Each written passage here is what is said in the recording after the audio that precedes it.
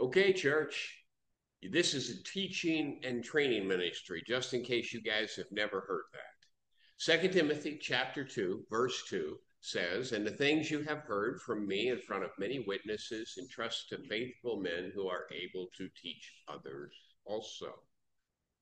My job is not just to help you save your soul. My job is to make sure that there are going to be young men who are going to be capable of spreading the word when I am no longer here. That being said, we haven't had an opportunity to hear from Chris in a while, and he's going to bring us a lesson this morning. I ask that you guys would pay attention to what he has to say. Chris?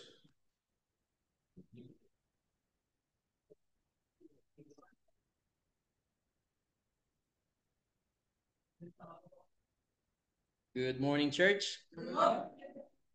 How many of you miss me sitting here preaching to you? Okay.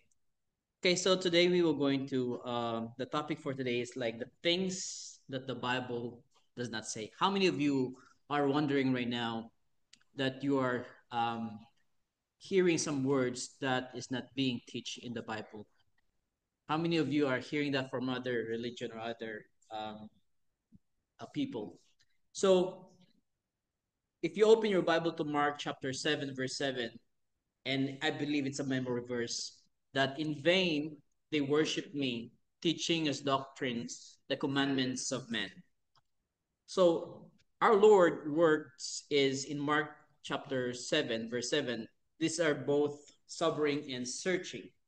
So Jesus rebuked the religious leaders of his day because they replaced the word of God with the traditions of men. And some of us are went to some other religion and we've been experiencing that. So they had zeal, yes, but their zeal was misplaced. They thought as doctrines what God had never commanded. So they claimed authority where God had not spoken. And the result was vain worship that accomplished nothing before God.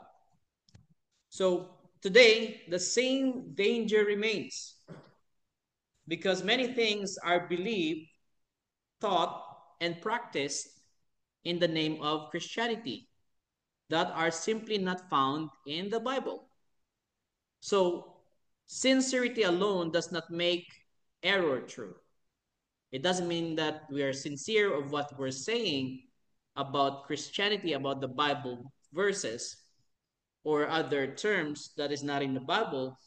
It doesn't mean that it's true. The Lord says in John chapter 8, verse 32, open your Bible. John chapter 8, verse 32.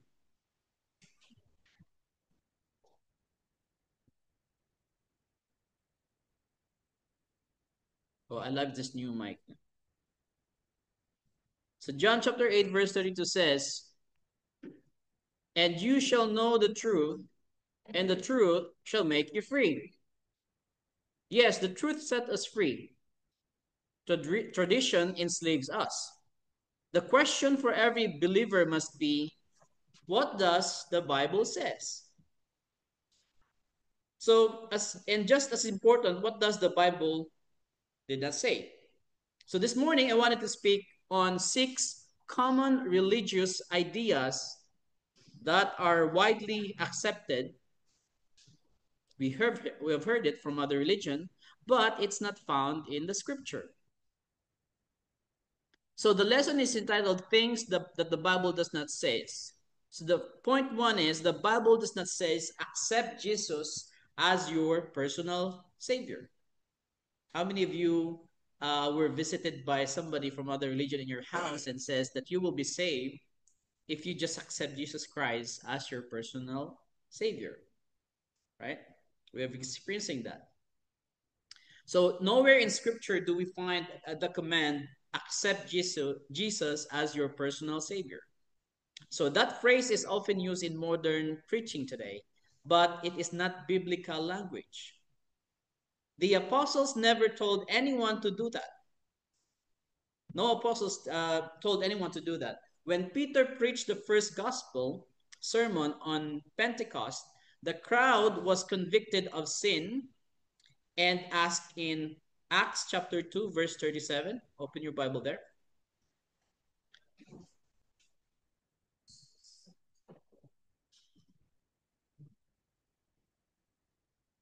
Acts chapter 2, verse 37, it says, Now, when they heard this, they were cut to the heart and said to Peter and the rest of the apostles, Men and brethren, what shall we do?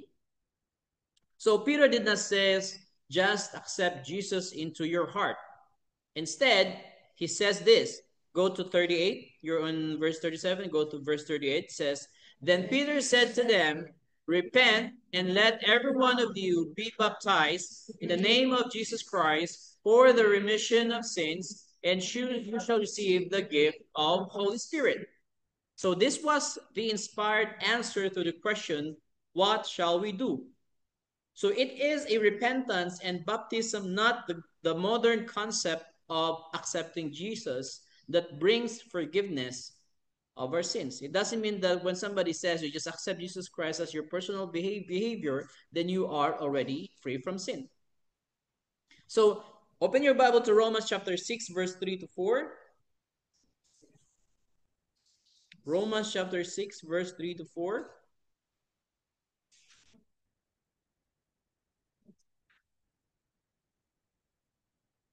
It says, Or do you not know that as many of us were baptized into Christ Jesus, were baptized into his death? Just as the Christ was raised from the dead by the glory of the Father, even so we also should walk in newness of life.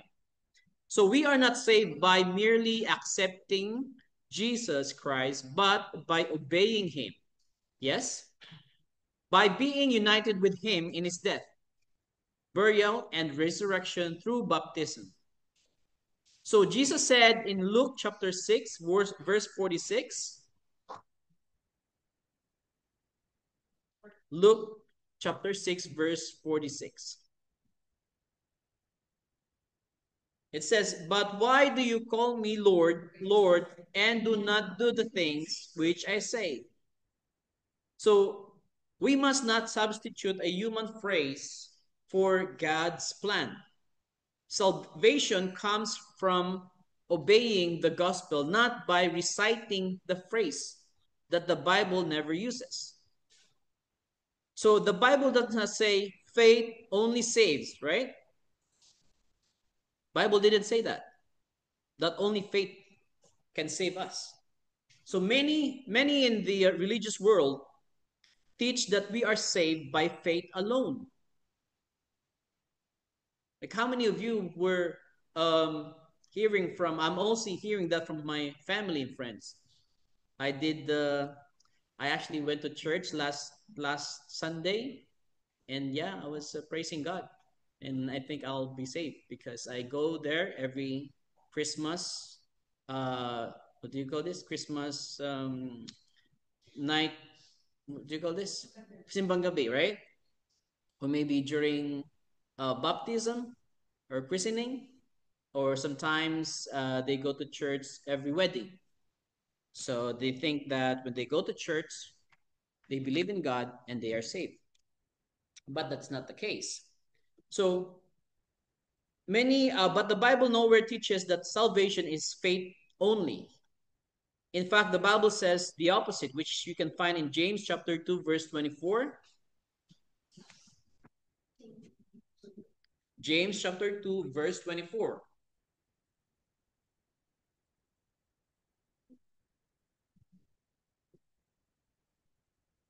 And it says there, you see then that a man is justified by works and not by faith only.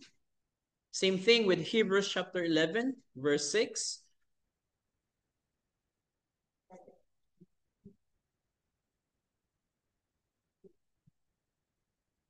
Hebrews chapter 11, verse 6, it says, But without faith, it is impossible to please him.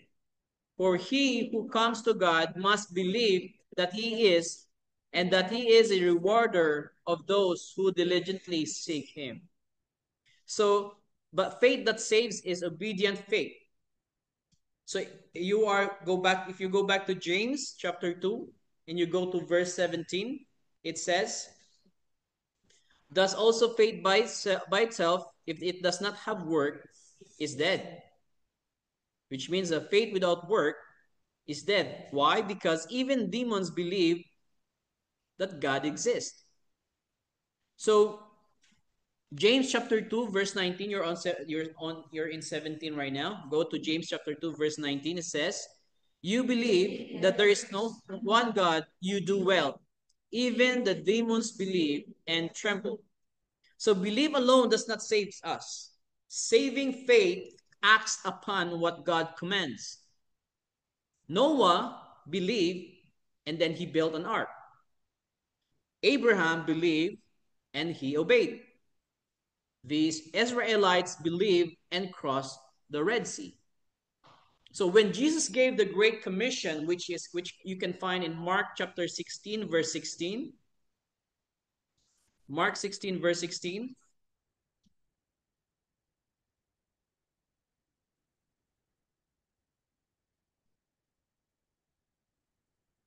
It says there, he said, he who believes and is baptized will be saved, but he who does not believe will be condemned.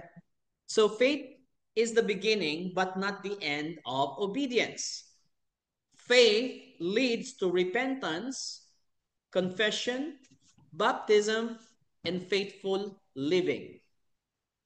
So the idea of faith only is a doctrine of a man, not the teaching of God. The Bible says that the Bible did not say the sinner's prayer.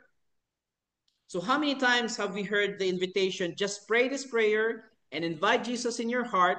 That prayer may sound sincere, but it is not found anywhere in Scripture. So there is no example, no command, no apostolic teaching of a sinner's prayer as a means of salvation. So when Saul of Tarsus encountered the Lord on the road to Damascus, he prayed for 3 days and he prayed and fasted. But was he saved by praying? No. So if you open your Bible to Acts chapter 22, verse 16. Acts chapter 22, verse 16.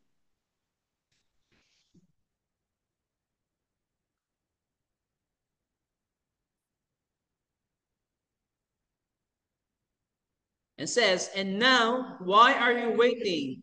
Arise and be baptized and wash away your sins, calling on the name of the Lord. Ananias did not tell Saul to pray through. He told him to arise and be baptized. So Peter's sermon in Acts chapter 2 offers the same pattern when the crowd asked what to do, and Peter did not tell them to pray. He said, repent and be baptized. So nowhere in the New Testament is any lost person ever told to say a prayer for salvation. The sinner's prayer is another invention of men. It offers a false assurance to millions who have never obeyed the gospel as the apostles preach it. So we must not teach what God has not spoken. If salvation could come through a prayer, Jesus' death would have been unnecessary. So, but salvation comes through the blood of Christ, contacted in baptism, not through repeating words never authorized by Scripture. So the Bible did not say tithing is a commandment, is commanded in the New Testament. In the Old Testament, Israel was commanded to tithe a tenth in their produce and income.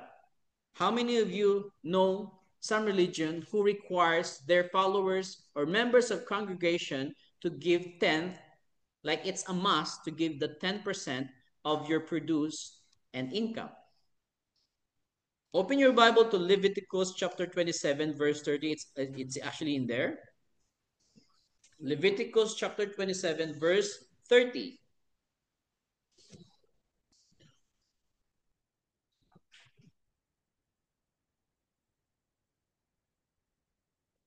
It says there, and all the tithe of the land, whether the seed of the land or the fruit of the tree, is the Lord's. It is holy to the Lord. So, but that command was given to the nation of Israel under the law of Moses. So the New Testament teaches a different principle.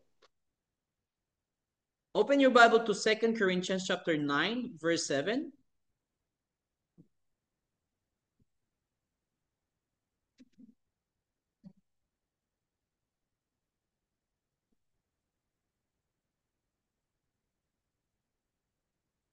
It says there, so let each one gives as he purposes in his heart, not grudgingly or necessity, for God loves a cheerful giver. So Christian gives not by law, but by love.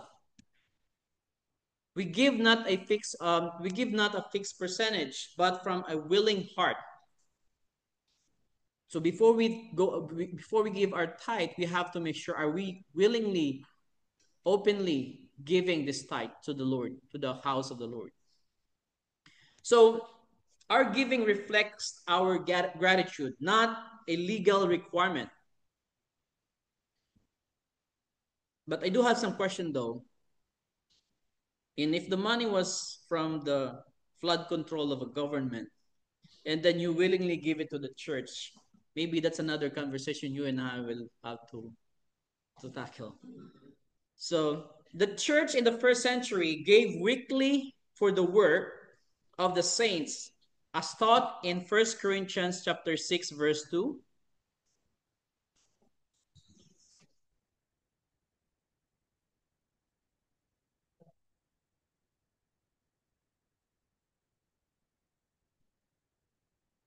It says, on the first day of the week, are you there? First Corinthians chapter 16, verse 2. 16, verse 2.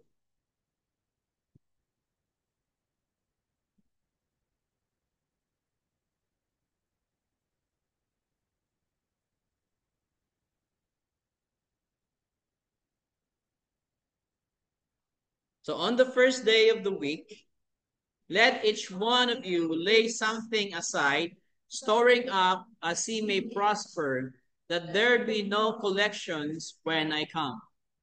So notice the phrase, as he may prosper. That's not a tithe, it's a principle of proportionate giving.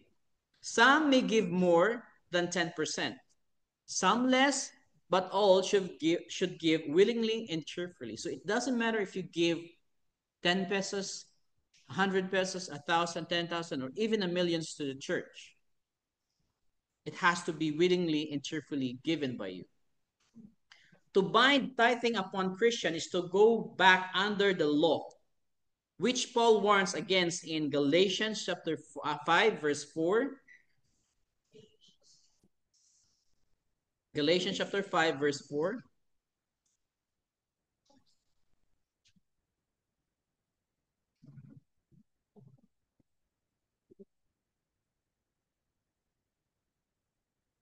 It says, you have become estranged from Christ. You who attempt to be justified by law, you have fallen from grace. So our giving is not about percentage. It's about the heart. God is not counting coins, right? He's measuring commitment. So I think it doesn't matter if you give millions, if you get it from an illegal transactions, rather than giving 200 or 500, but it's a legit transaction, right? So God does not measure or does not count coins. He's measuring our commitment to Him. Bible did not says one church is as good as another. So in our pluralistic world, it's common to hear it doesn't matter where to go to church. All churches are the same. How many of you would agree with that? But the Bible does not teach us that. Ephesians chapter 4, verse 4 to 6.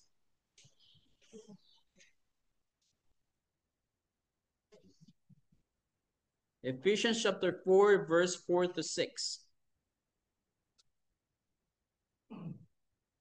It says, there is one body and one spirit, just as you were called in one hope of your calling. One Lord, one faith, one baptism, one God and Father of all, who is above all, and through all, and all in you all. So it's also the same in if you go to Ephesians chapter 1, verse 22 to 23.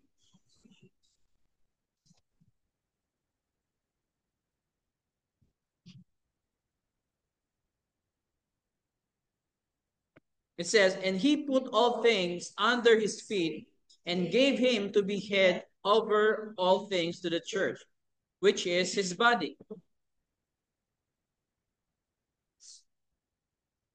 So if there is one body and the body is the church, then there is one church in God's plan.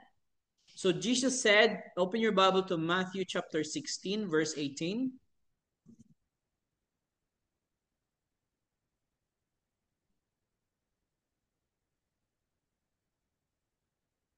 Matthew 16, verse 18.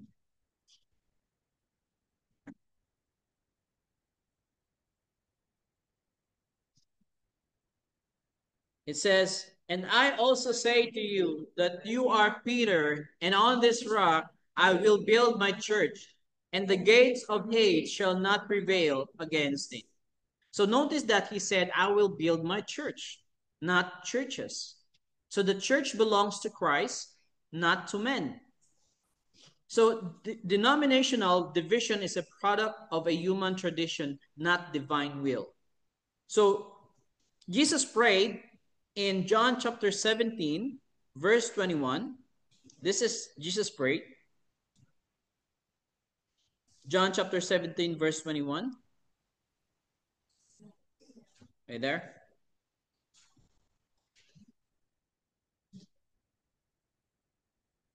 He says that they all may be one as you, Father, are in me, and I in you, that they also may be one in us, that the world may believe that you sent me. So unity comes through truth, not through compromise. The Lord adds save to his church. We don't join the church of our choice. We are added to the church of his choice, not church that belongs to Christ. Of his choice, the church that belongs to Christ. So the Bible did not say follow the tradition of men. The Bible nowhere authorizes us to follow the tradition of men in religion. And that's the very warning of our text in Mark chapter 7, verse 7, which we have, that is our memory verse, that in vain they worship me, teaching as doctrines the commandments of men. So the tradition, when elevated above truth, corrupts worship and destroys faith. The Pharisees, though, thought they were serving God, but their worship was vain because it was built on human tradition. So what happened if we serve God through the tradition of men? Does God allow it? No. If God doesn't allow it, or it's not in the scripture, then it's a sin doing that. So Paul warned us in Colossians chapter 2, verse 8.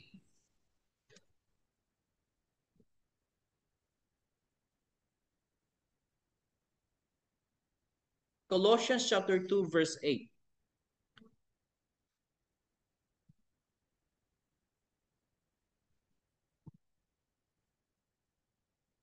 It says there, beware lest anyone cheat you through philosophy and empty deceit, according to the tradition of men, according to the basic principles of the world, and not according to Christ. So we must be careful not to substitute human customs for divine commands, whether it's sprinkling instead of baptism, mechanical instrument in worship, or a man-made creeds, anything that adds to or takes away from God, and anything that adds to or takes away from God's word is condemned. So we're seeing that for a lot of religions, praising what do you call this? Santo. Yeah. Celebrating their birthday, I guess. Right? Doing what we call procession. That it's nowhere found in the Bible. So in Revelation chapter 22, verse 18, Revelation chapter 22, verse 18 to 19.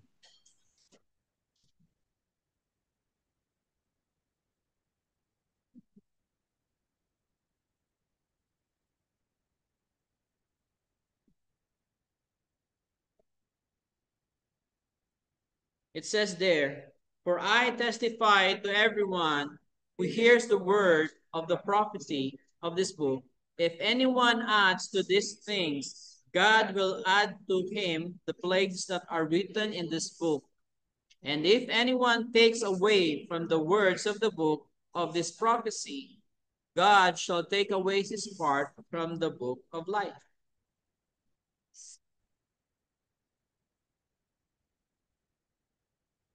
So imagine those people or our family members doing that thing. What happened to them? Because it's basically discussed or it's written in a Revelation, the verse that we just read. What happened to them? So before they will before the Lord take their part away from the book of life, if we can do something, and maybe we can share them this Bible verse. And some people may decline to do that, but we have to try because they're doing wrong in praising the Lord, because that's not in the Bible. It's not in the scripture. So let us hold fast to what is written. We don't need new revelations or human traditions. We have all things that pertain to life and godliness in God's word. In 2 Peter chapter 1, verse 3. 2 Peter chapter 1, verse 3.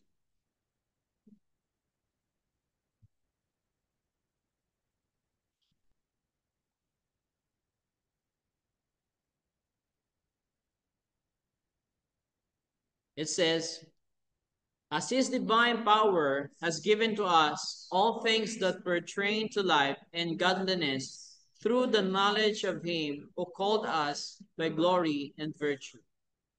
So our source of authority must always be scripture.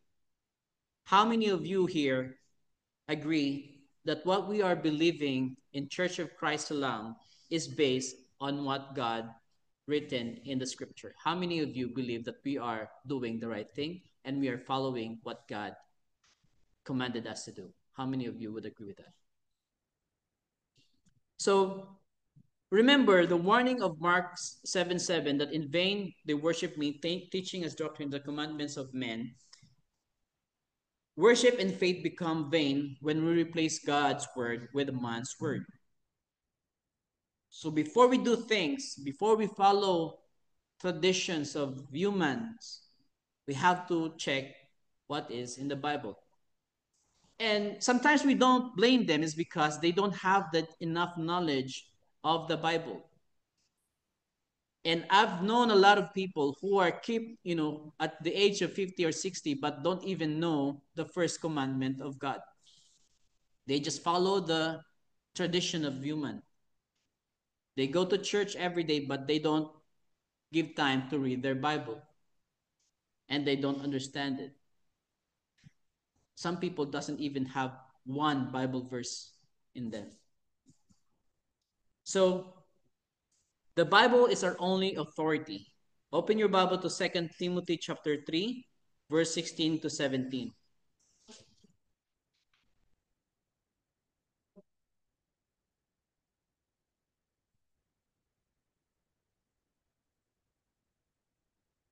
It says, all scripture is given by inspiration of God and is profitable for doctrine, for reproof, for correction, for instruction in righteousness, that the man of God may be complete, thoroughly equipped for every good work. So the word of God is sufficient. It needs no supplement, no addition, no subtraction. We just need to leave it as it is. So let us be people of the book, people who speak where the Bible speaks and are silent where the Bible is silent. For only when we follow the pure word of God can we worship in spirit and in truth. Same thing in John chapter 4 verse 24. It says, God is spirit, and those who worship him must worship in spirit and truth. We may reject every human doctrine and hold fast to the gospel once delivered to the saints. Let our creed be Christ, our authority, the scriptures, and our goal, the salvation of souls through obedience of the truth. So if you have believed error, turn to the truth. If you have accepted human teaching instead of divine revelation, come back to the word. Repent and be baptized into Christ and walk in newness of life. Only then can we truly say that we are not following the tradition of man, but the commandments of God. It's very easy. We just need to leave the Bible as it is. We should not add anything to it. We should not follow human tradition, and we have to understand what are those traditions. We have to be aware what are those traditions that other people is doing. So we have to strengthen our faith to God every day. And there's a process to do that. First, we have to hear his word. Romans chapter 10, verse 17, it says, so faith comes from hearing, and hearing through the word of Christ. And then we have to repent. Luke chapter 13, verse 3, it says, no, I tell you, but unless you repent, you will all likewise perish. And then we have to confess. Romans chapter 10, verse 10 says, Romans chapter 10, verse 9 says, because if you confess with your mouth that Jesus is Lord and believe in your heart that God raised him from the dead, you will be saved. For with the heart one believes and is justified, and with the mouth one confesses and is saved. And then we have to be baptized. 1 Peter chapter 3, verse 21 says, baptism, which corresponds to this, now saves you, not as a removal of the dirt from the body, but as an appeal to God for a good conscience through the resurrection of the Jesus Christ. And then, lastly, we have to remain faithful.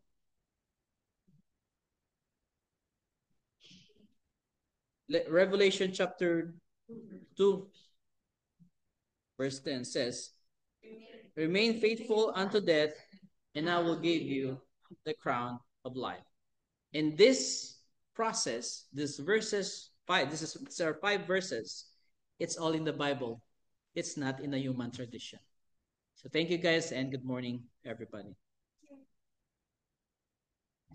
It's not in here. Yeah, if you are in need of prayers for the problems that life gives us, come down, let us know. We'll say that prayer for you. If you